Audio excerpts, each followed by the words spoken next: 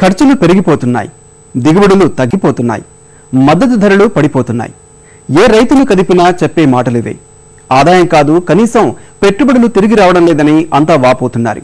మరి తరుణోపాయం లేదా? పరిష్కారం సాధ్యం కాదా అంటే ఉందంటున్నారు ప్రకృతి వ్యవసాయ పిపాసి పాలేకర్. 30 ఏళ్లలో 40 లక్షల మంది రైతులను సహజ సేద్యం బాట పట్టించిన ఆయన రైతు బలిదానాలను అడ్డుకునేందుకు అదే సరైన మార్గమని ఉద్ఘాటిస్తున్నారు.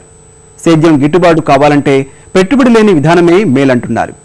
ప్రకృతి సేద్యంపై దేశవ్యాప్తంగా అవగాహన సదస్సులు నిర్వహిస్తున్న పాలేకర్ తెలుగు రాష్ట్రాలు ముందుకు వస్తే ఉచితంగా సేవలందిస్తానని ఈటీవీ ముఖాముఖిలో వెల్లడించారు. పెట్టుబడే లేని ప్రకృతి వ్యవసాయ విధానానికి రూపకల్పన చేసి దేశవ్యాప్తంగా దానికి ప్రాచుర్యం కల్పిస్తున్నారు సుభాష్ పాలేకర్. దాదాపుగా దేశవ్యాప్తంగా 40 లక్షల మంది రైతులు ఈ ప్రకృతి వ్యవసాయ విధానాన్ని అవలంబిస్తున్నారు.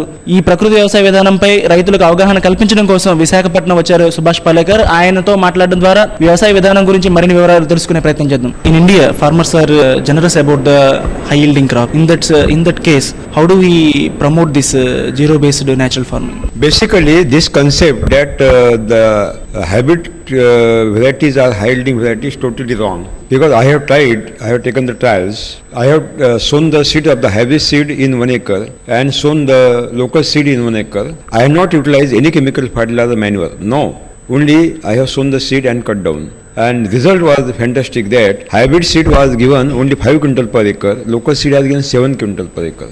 Basically, when you apply chemical fertilizer, then high yielding varieties are giving more production, otherwise no. What are you doing in promoting of this natural farming? How is the outreach of this program?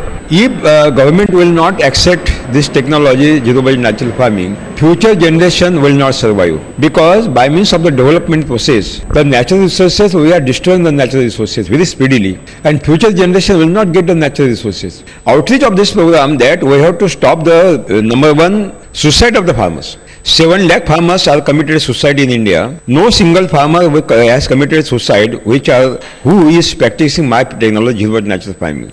Your zero-based farming is similar to the organic farming. Is there any categorical difference between those? Zero budget natural farming is not a organic farming. It is not a natural farming also. It is totally different from organic and natural farming. Organic farming is a planned conspiracy to exploit natural resources and Indian economy. Organic farming is not a Swadeshi technology. It is 100% Videshi foreign technology. In organic farming, production will decrease continuously. Organic farming destroy the fertility of the soil, destroy the productivity of the soil. Even organic farming is more responsible for global warming and climate change. These agriculture universities and agronomists are not come forward to promote this type of technology drastically. I think that you media people should ask this question to the Vice Chancellor of the Agriculture University, because I am not Vice Chancellor of the Agriculture University. They are not going to ask a single question to me, or they are not discussing with me. They are not coming together. We are willing to give the free service to the government if they were willing, but none of the government has come to me yet. There are several changes happened in agriculture farming, but the fate of the farmer remains unchanged. Still the suicides was going on. Yeah. What is the root cause of this issue? There are 5 root causes. Then number 1, increasing debt. Number 2, natural calamities. Third one, the market system. And fourth cause is that the decision of the government policy. When the crop is going to harvest, the government ban export and start import, and again the rates are fallen down.